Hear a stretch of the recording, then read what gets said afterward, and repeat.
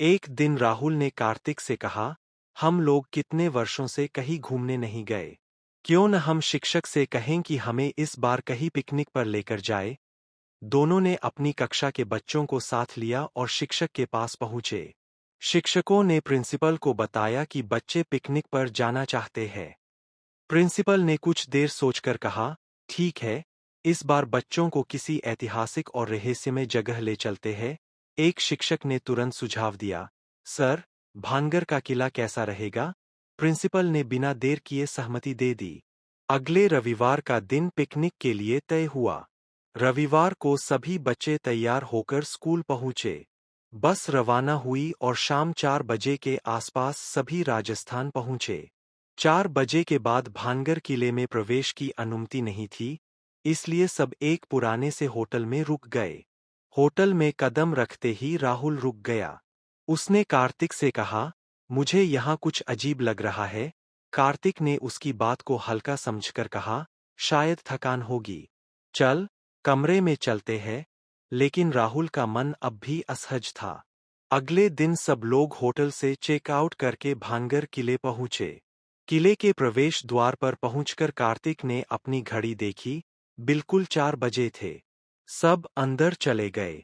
लगभग 1 घंटा घूमने के बाद जब कार्तिक ने दोबारा घड़ी देखी तो अभी भी 4 बजे ही थे।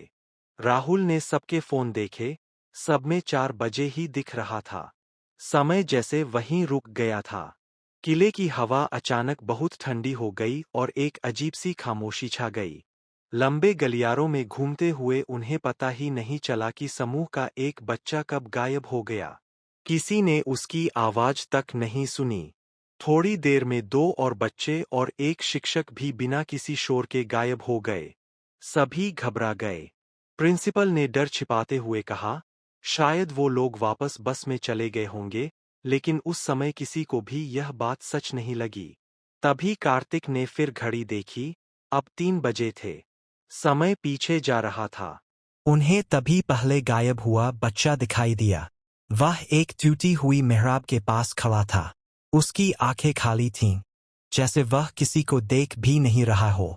वह एक ही बात बार बार कह रहा था, यहाँ समय आगे नहीं बढ़ता। सबकी रूह कांप गई। किले की दीवारों से अचानक फुसफुसाहट आने लगी, जैसे कोई अदृश्य आवाज कह रही हो, यहाँ आने वाले जल्दी वापस नहीं जाते। अचानक सबके फोन एक साथ बज उठे। स्क्रीन पर एक ही संदेश था, पीछे देखो। प्रिंसिपल ने धीरे से पीछे देखा तो दूर अंधेरे में पीली सी धुंध चमक रही थी, जिसके भीतर एक परछाई सी आकृति थी। वह चल नहीं रही थी, पर धीरे धीरे बड़ी होती जा रही थी। पलक झपकते ही वह परछाई उनके बहुत पास आ गई। तभी पूरा किला एकदम से गहरे अंधेरे में डूब गया। सब घबराकर निकास द्वार की ओर दौड़े, लेकिन मुख्य द्वार बंद था, जैसे कभी खुला ही न हो। परछाइयां उनके पीछे बढ़ रही थी। तभी कार्तिक ने किनारे एक बड़े पत्थर को जोर से धक्का दिया तो उसके पीछे एक संकीर्ण रास्ता दिखाई दिया। सभी डर के मारे उस रास्ते में घुस गए। रास्ता नीचे की ओर जा रहा था। हवा ठंडी और भारी होती जा रही थी। नीचे एक छोटा सा कमरा था, जिसकी दीवारों पर कुछ अजीब से चिन्ह बने थे, 4 3 2 1 क्रम में। राहुल ने धीमी आवाज में कहा, यह समय का क्रम लग रहा है। तभी उनके पीछे से एक आवाज आई, समय लौट आता है। सभी सिहर उठे। कमरे के आगे एक हल्की सी आकृति खड़ी थी, जो हाथ से नीचे की ओर जाने का संकेत कर रही थी। वे नीचे गए, जहां एक पुराना दरवाजा था। दरवाजे पर एक छोटा सा शीशा लगा था। जब उन्होंने उसमें देखा तो अपना प्रतिबिंब नहीं दिखा, उसमें केवल किले का अंधेरा दिखाई दे रहा था। शीशे पर लिखा था, समय तभी चलता है जब तुम देखना बंद करते हो। सबने एक साथ शीशे से नजर हटाई। दरवाजा अपने आप खुल गया। दरवाजे के बाहर किले का मुख्य द्वार था, इस बार पूरी तरह खुला हुआ। सब दौड़ते हुए किले से बाहर निकल आए। बाहर आते ही घड़ियों ने काम करना शुरू कर दिया। समय 6:15 था। सूरज की रोशनी चारों ओर फैली थी। सबके चेहरों पर डर साफ झलक रहा था। बस चलने लगी। राहुल ने अपने फोन को देखा।